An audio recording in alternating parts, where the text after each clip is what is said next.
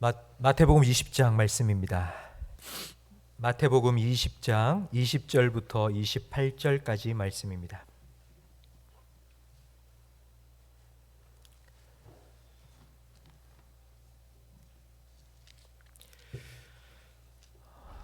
마태복음 20장 20절부터 28절까지 저와 성도님들 한 절씩 번갈아 가며 읽겠습니다. 그때에 세베대의 아들의 어머니가 그 아들들을 데리고 예수께 와서 절하며 무엇을 구하니 예수께서 이르시되 무엇을 원하느냐 이르되 나의 이 두 아들을 주의 나라에서 하나는 주의 우편에 하나는 주의 좌편에 앉게 명하소서. 예수께서 대답하여 이르시되 너희는 너희가 구하는 것을 알지 못하는도다. 내가 마시려는 잔을 너희가 마실 수 있느냐? 그들이 말하되 할 수 있나이다. 이르시되 너희가 과연 내 잔을 마시려니와 내 좌우편에 앉는 것은 내가 주는 것이 아니라 내 아버지께서 누구를 위하여 예비하셨든지 그들이 얻을 것이니라. 열 제자가 듣고 그 두 형제에 대하여 분이 여기거늘 예수께서 제자들을 불러다가 이르시되 이방인의 집권자들이 그들을 임의로 주관하고 그 고관들이 그들에게 권세를 부리는 줄을 너희가 알거니와 너희 중에는 그렇지 않아야 하나니 너희 중에 누구든지 크고자 하는 자는 너희를 섬기는 자가 되고 너희 중에 누구든지 으뜸이 되고자 하는 자는 너희의 종이 되어야 하리라. 함께 읽습니다. 인자가 온 것은 섬김을 받으려 함이 아니라 도리어 섬기려 하고 자기 목숨을 많은 사람의 대속물로 주려 함이니라. 아멘. 오늘 아침에 눈이 왔습니다. 여러분 눈을 보시면서 어떤 생각이 드셨습니까? 와! 하셨습니까? 휘! 하셨습니까? 저는 교회 앞에 빨리 눈을 쓸어야 될 텐데 교회 주차장 내려가는 길에 눈 쌓이면 안 될 텐데 이런 생각부터 들었습니다. 아마 많은 분들이 눈이 온다 하면 좋다는 느낌보다는 아이고 오늘 출근길이 많이 복잡겠다, 지각할 수 있겠다, 아마 이런 생각을 더 하실 것 같습니다. 눈이 오면 제일 싫어하는 사람이 혹시 누군지 아십니까? 군인들입니다. 군인들은 눈이 내리면 하늘에서 쓰레기가 쏟아진다 이렇게 말한다고 하더라고요. 치우려면 얼마나 고생이 많이 되겠습니까? 눈이 오는 것처럼 우리 성탄절도 우리는 좀 그렇게 요즘 생각하는 것 같습니다. 옛날에는 성탄절이 다가오면 뭔가 들뜬 마음에 참 좋다 이런 생각이 들었는데 요즘은 성탄절이 와도 오나 싶은 생각이 듭니다. 성탄절의 분위기가 점점 조용해지고 있습니다. 이럴 때일수록 우리 교회가, 우리 성도들이 성탄의 소식을 더 크게 외쳐야 합니다. 그래서 지난 주일날 차 뒤에 성탄 스티커 붙일 수 있도록 제가 나눠드렸고요. 우리 한 달 전 11월 마지막 주에는 우리 성탄 트리 점등식을 했습니다. 우리가 성탄 트리 점등을 해서 그런지 모르겠는데 올해는 저 시청 별관에서부터 도청교 사이에 혹시 여러분 전구로 장식한 거 보셨습니까? 환하게 장식했는데 아마 홍준표 시장님이 우리 교회에 트리 점등한 걸 보고 해야 되겠다 아마 그런 마음으로 하지 않았을까, 이게 제 생각입니다. 우리보다도 성탄절을 더 축하하고 더 기다리는 사람들이 서양 사람인데요. 그런데 서양에도 이 성탄절 분위기가 점점 좀 사그러드는 것 같습니다. 몇 년 전부터 이 성탄절에 사람들이 많이 모이는 곳을 이 테러의 타깃으로 삼아서 트럭이 질주하기도 하고 총기 사고가 일어나기도 했습니다. 그러다 보니 이제 성탄절날 사람들이 북적북적 모여서 함께 축하하고 캐롤도 부르고 그런 분위기는 사라지고 총든 경찰들이 사람들이 많이 모이는 광장에 더 많이 보이는 것 같습니다. 그래 한편으로는 저는 이 성탄절 분위기가 점점 좀 처진다 싶으면서도 또 한편으로는 이렇게 차분하게 성탄을 맞이하는 시간도 우리에게 필요하다는 생각이 들었습니다. 차분한 마음으로, 조용한 마음으로 성탄의 진정한 의미가 무엇인지를 우리는 한번 생각해 보아야 합니다. 성탄절은 예수님께서 이 땅에 오신 날을 기억하고 기념하는 날입니다. 왜 하나님의 아들이신 예수님께서 이 땅에 오셨을까요? 옛날 조선시대 왕이 백성들이 어떻게 사는지 궁금해서 민정시찰을 나갔던 것처럼 그렇게 예수님께서 하늘에 있다가 한번 어떻게 살아보자 하고 내려오신 건 아닙니다. 사장이 직원들이 어떻게 일하나, 혹시 농땡이 피우는 건 아닌가 살펴보기 위해서 온 것처럼 예수님도 그렇게 찾아온 것이 아닙니다. 예수님께서 왜 이 땅에 오셨는지 예수님께서 직접 우리에게 말씀해 주셨는데, 그게 바로 오늘 본문 28절 말씀입니다. 우리 28절 말씀 함께 화면을 보면서 읽겠습니다. 인자가 온 것은 섬김을 받으려 함이 아니라 도리어 섬기려 하고 자기 목숨을 많은 사람의 대속물로 주려 함이니라. 아멘. 예수님께서 이 말씀을 아무 맥락 없이 갑자기 툭 던진 게 아닙니다.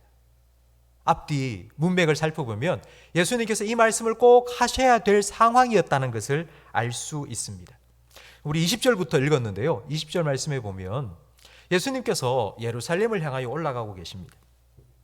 그런데 세베대의 아들들 야고보와 요한입니다. 이 야고보와 요한의 어머니가 두 아들을 데리고 예수님께 막 나온 겁니다. 그리고는 뭘 했는고 하니 인사청탁을 한 겁니다. 예수님, 예루살렘에 올라가면 분명히 예수님이 왕이 될 거 아닙니까? 예수님이 왕이 되면 우리 아들 요한은 좌의정, 우리 아들 야고보는 우의정 한 자리씩 주세요라고 청탁을 한 것입니다. 예수님이 예루살렘에 올라가고 있기 때문에 이런 오해를 할 만합니다. 예루살렘은 그 당시에 종교 정치의 1번지 중심지였습니다. 예루살렘에 입성하면 예수님께서 무리를 걷기도 하셨고 오병이의 기적도 행하셨고 그리고 죽은 사람들도 살려내셨고, 예수님이 예루살렘에 들어가면 뭔가 대단한 일이 벌어질 거라고 사람들은 생각했기 때문입니다. 그래서 예수님, 예루살렘에 들어가서 왕이 되면 우리 아들 한 자리씩 주세요라고 부탁한 것입니다. 그런데 예수님께서는 이런 오해를 불식시키기 위해서 19절, 18절 말씀에 보면 내가 예루살렘에 올라가면 나는 사람들에 넘겨져 핍박받다가 십자가에 못 박혀 죽을 것이라고 분명하게 말씀해 주셨습니다. 그런데 제자들은 그 말이 귀에 들어오지 않는 겁니다. 예수님께서 예루살렘에서 십자가에 못 박혀 죽는다고 아무리 말씀을 하셔도 제자들의 마음속에는 올라가면 나 한 자리 해야지.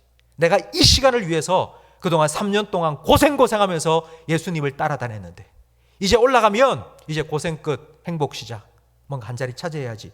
이 마음으로 가득 차 있었기 때문에 예수님께서 십자가 내가 죽는다 말씀하셔도 귀에 들리지가 않는 것입니다. 그래서 예수님께서는 자기가 이 땅에 오신 이유, 자기가 예루살렘으로 올라가는 이유가 무엇인지를 28절 말씀에 분명하게 말씀해 주신 겁니다. 인자가 온 것은, 내가 온 것은 섬김을 받기 위해서 온 것이 아니라 섬기러 왔다. 이 말은 내가 왕이 되기 위해서 예루살렘에 올라가는 것이 아니라 내가 종이 되기 위해서, 내가 죽기 위해서 예루살렘으로 올라간다는 뜻입니다. 성도 여러분, 예수님께서는 섬김을 받으러 온 것이 아니라 섬기려 왔다고 하셨습니다. 섬김이라는 말을 들으면 여러분 뭐가 생각나십니까? 섬김이라고 하면 뭐가 먼저 떠오르십니까? 요즘은 섬긴다라는 말을 높은 사람들이 많이 합니다. 대통령이나 국회의원 같은 사람들. 그 사람들이 한 표 주세요. 제가 대통령이 되고 제가 국회의원이 되면 국민들 여러분들을 제가 섬기겠습니다. 이런 말을 많이 하지 않습니까? 그러니까 요즘은 섬긴다는 말이 좋은 의미로 사용됩니다.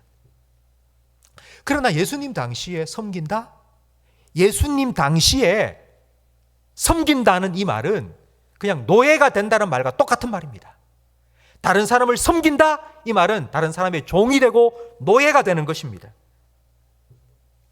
오늘날 예수님 당시에 그 원래의 섬김의 의미를 조금 우리가 이해할 수 있는 그런 직업이 있는데요. 그게 바로 서비스업입니다. 고객센터에 전화를 하면 1588-100 전화하면요. 딱 전화하면 제일 먼저 들리는 소리가 안녕하세요 고객님 무엇을 도와드릴까요? 이렇게 딱 나오지 않습니까? 무조건 뭐라고 얘기하든지 다 들을 준비가 되었다고, 내가 서비스를 주겠다고, 이 말은 내가 섬기겠다는 뜻입니다. 음식점에 가면 서빙하는 사람들이 있습니다. 홀에서 서빙하는 사람들. 어이! 부르면 막 달려옵니다. 예, 부르셨습니까? 물컵 갖다 주세요. 물수건 갖다 주세요. 테이블 닦아 주세요. 반찬 좀 더 갖다 주세요. 그러면 예 하면서 서빙합니다. 바로 이게 섬긴다는 의미입니다.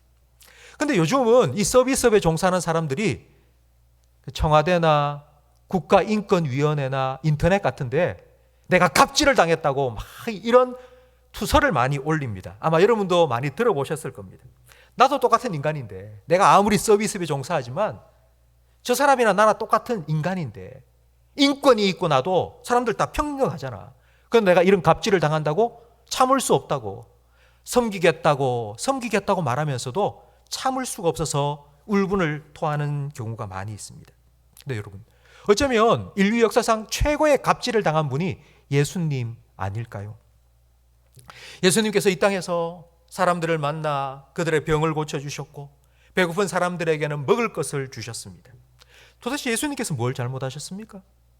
예수님께서 뭘 잘못하셨길래 사람들은 예수님을 싫어하고 예수님을 죽이라고 그렇게 외쳤을까요? 그러나 예수님께서는 사람들이 내게 갑질을 한다, 내가 이런 무시를 당했다고 인터넷에 올리고 하나님께 투서를 쓰고 그렇게 하지 않으셨습니다. 내가 누군지 알아? 그러면서 하늘의 천군 천사를 동원해서 싹 쓸어버리겠다, 예수님 말씀하지도 않으셨습니다.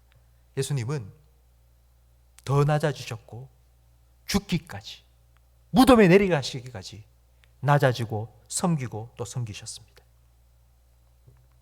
섬긴다는 말은 낮아지는 겁니다. 예수님은 낮아지셨습니다.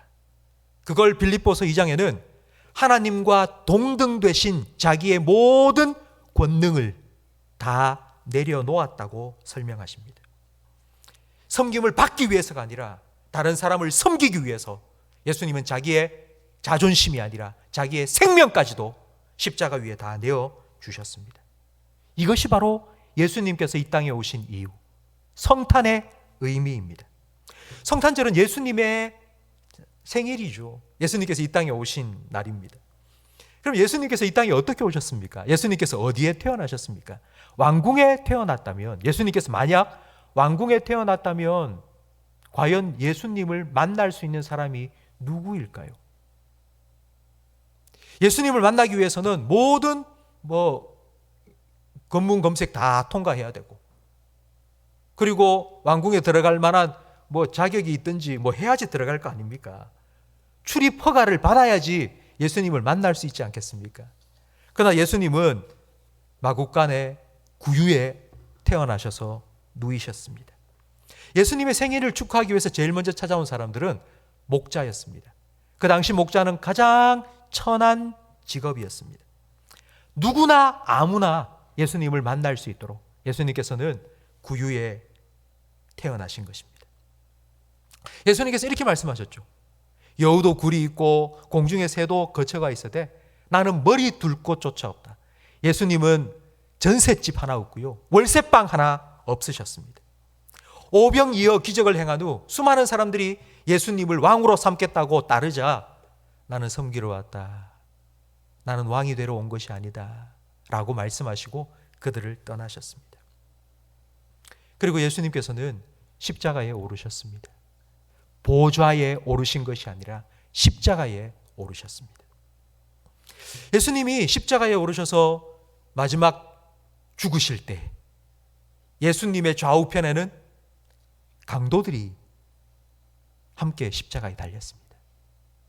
만약 예수님께서 왕궁에 태어났다면 예수님께서 돌아가실 때에, 예수님께서 죽으실 때에 누가 그 옆에 있었겠습니까?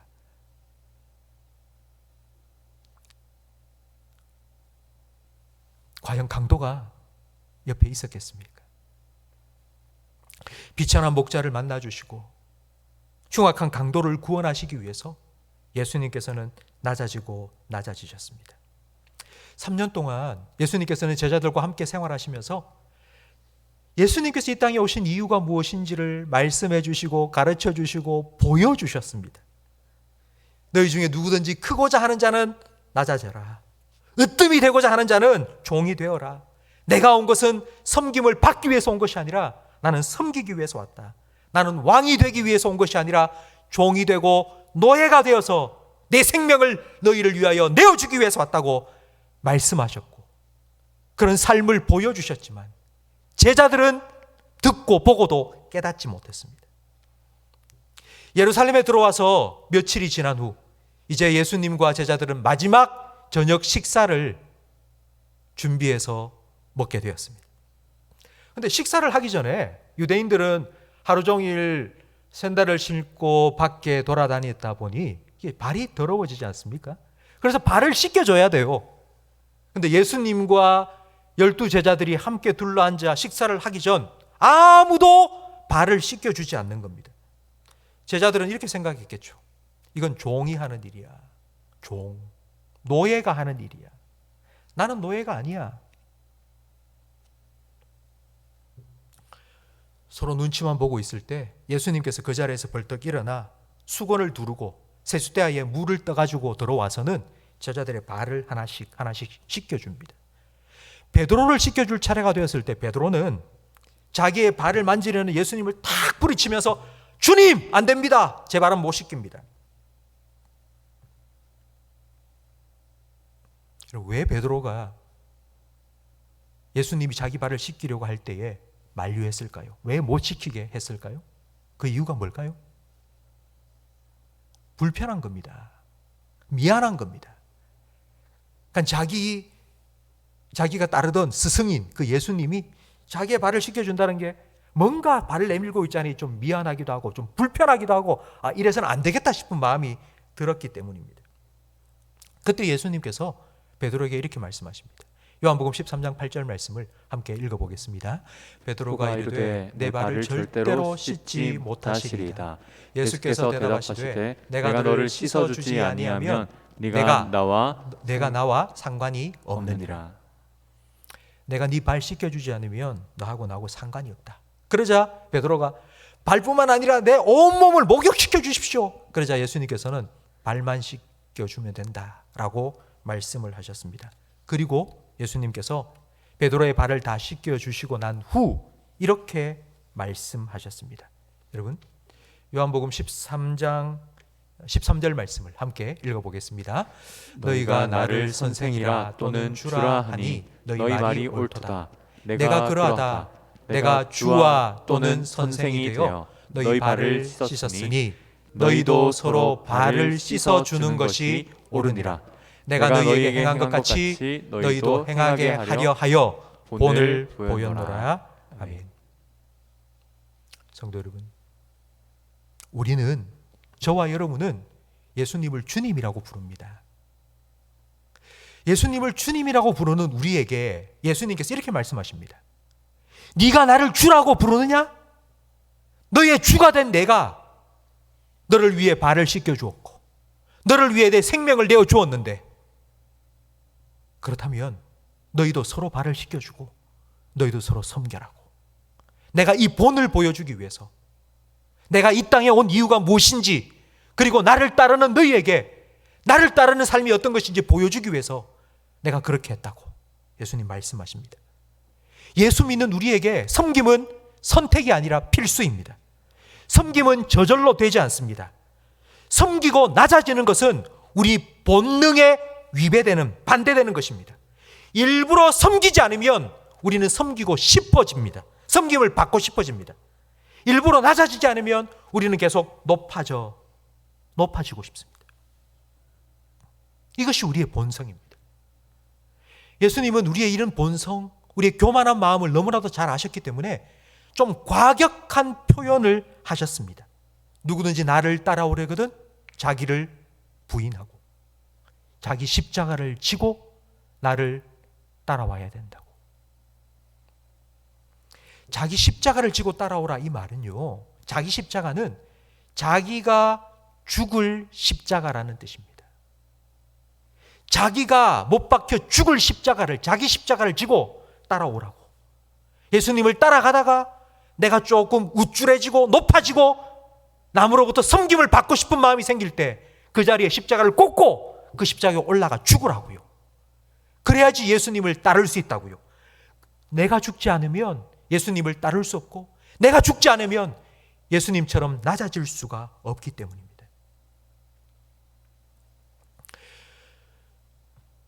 예수님처럼 낮아져서 예수님처럼 섬기다가 예수님처럼 죽은 한 사람을, 한 분을 소개해 드리겠습니다. 이분인데요. 이분의 이름은 엘리자베스 셰핑이라는 분입니다. 1912년 이분은 간호사로 조선에 들어왔습니다. 그때 이 땅은 일제 강점기였죠. 이분이 간호사로 들어와서 미혼모, 그리고 고아, 그리고 우리가 문둥이라고 부르는 한센병 환자들, 그들을 섬겼습니다. 서서평 선교사님, 셰핑, 이름이 셰핑이기 때문에 한글로 이름을 서서평이라고 지은 겁니다. 이 서서평 선교사님은 한센병 부부가 병으로 죽고 그 둘 사이에 태어난 한 아이 하나를 양자로 삼았는데 그때부터 14명을 양자로 삼았습니다. 그러니까 서서평 선교사는 결혼을 하지 않았습니다. 그런데 한국의 선교사로 살면서 한국 고아들을 14명을 양자로 삼아서 자기가 다 먹여 살린 것입니다. 그리고 1933년 한센 병자들을 섬기다가 일본이 이 한센병이 번지는 것을 막기 위해서 한센 병자들의 이 거세를 한 겁니다. 그러니까 인권을 완전히 짓밟은 겁니다. 그래서 이 서서평 선교사님이 한센병 환자 50여 명을 데리고 그 한성까지 행진을 한 겁니다. 우리도 살게 해달라고, 우리가 살 수 있는 땅을 달라고. 그렇게 서울까지 행진을 해서 일본 총독부 앞에서 결국 약속을 받아냈는데 한센인들이 살 수 있는 땅을 주겠다고. 여러분, 그곳이 어딘 줄 아세요? 그게 소록도요 여수애양원입니다. 여수애양원, 손양원 목사님이 배출된 그 애양원이 바로 이 서서평 선교사님 때문에 생긴 겁니다. 서서평 선교사님이 선교비를 많이 받지를 못하니 어떻게 하면 이 고아들 그리고 한센 병자들 좀 살릴 수 있을까, 먹일 수 있을까 고민하다가 그가 생각해낸 방법이 옛날에, 지금부터 한 30년 40년 전에 우리 교회에서도 아마 여러분 성미 같은 거 하셨죠. 성미. 밥 지을 때 한 숟가락 이렇게 성미 주머니에 해서 주일마다 성미를 가지고 오지 않습니까? 그 성미를 제일 먼저 고안해서 우리 조선, 이 조선의 땅에 있는 교회에 제일 먼저 시작한 분이 바로 이 서서평 선교사님입니다. 어떻게 하면 도와줄까? 어떻게 하면 함께 나누고 섬길 수 있을까? 고민하다가 성미라는 걸 처음 만들어서 그걸 전국 교회에 다 보급을 시킨 분이 바로 이 서서평 선교사님입니다. 서서평 선교사님의 책상 앞에는 이와 같은 글귀가 딱 써 있었습니다. Not success, but service. 내가 원하는 건 성공이 아니라 섬김이라고.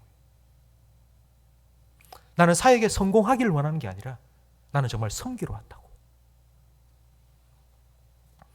이렇게 서서평 선교사님은 31살의 나이에 결혼도 하지 않고 이 땅에 들어와서 1934년 6월 26일 54세의 나이에 폐렴과 영양실조로 하나님 부름을 받았습니다. 그가 죽고 난 후 그의 신변을 정리하는데 그의 소유로 있었던 것이 담요 반쪽, 한쪽도 아니고요, 한 장도 아니고요, 반쪽. 그리고 쌀 2컵, 그리고 27전, 요즘으로 하면 한 2,700원 정도 되는 돈, 달랑 그건 남기고 하나님 부름을 받은 겁니다. 네, 여러분, 이 서서평 선교사가 왜 이런 삶을 살았는지, 왜 이분이 여기까지 한국까지 조선 땅까지 와서 이렇게 살았는지 제가 그분의 평전, 자서전을 읽고 그분의 전기를 읽고 알았습니다. 이분의 어머니는 미혼모입니다. 독일 휴양지의 호텔에 일하는 청소부였는데, 그럼 그곳에서 놀러 온 청년과 하룻밤을 자고 이 셰핑 선교사님을 낳은 겁니다. 그리고는 그 어린 딸을 자기 어머니 할머니한테 맡겨놓고는 자기는 미국으로 그냥 떠나버렸습니다. 9살이 되었을 때 서스평을 그 셰핑 선교사님을 키워줬던 할머니가 돌아가셔서 어쩔 수 없이 셰핑 혼자 미국에 있는 어머니를 만나러 간 겁니다. 근데 어머니도 자기를 보살펴 주지 않았어요. 그래서 겨우겨우 일하면서 돈을 벌어서 간호학교에 들어가서 간호사 자격증을 따고 그리고 졸업을 하자마자 조선의 이야기를 듣고는 조선으로 온 것입니다. 자기가 너무 힘든 삶을 살았기 때문에, 자기도 고아와 같은 삶을 살았기 때문에, 자기처럼 힘들고 어려운 사람들이 조선에 많이 있다는 걸 알고는 도와주기 위해서, 섬기기 위해서 온 것입니다. 제가 한 분 이야기를 더 해드릴게요.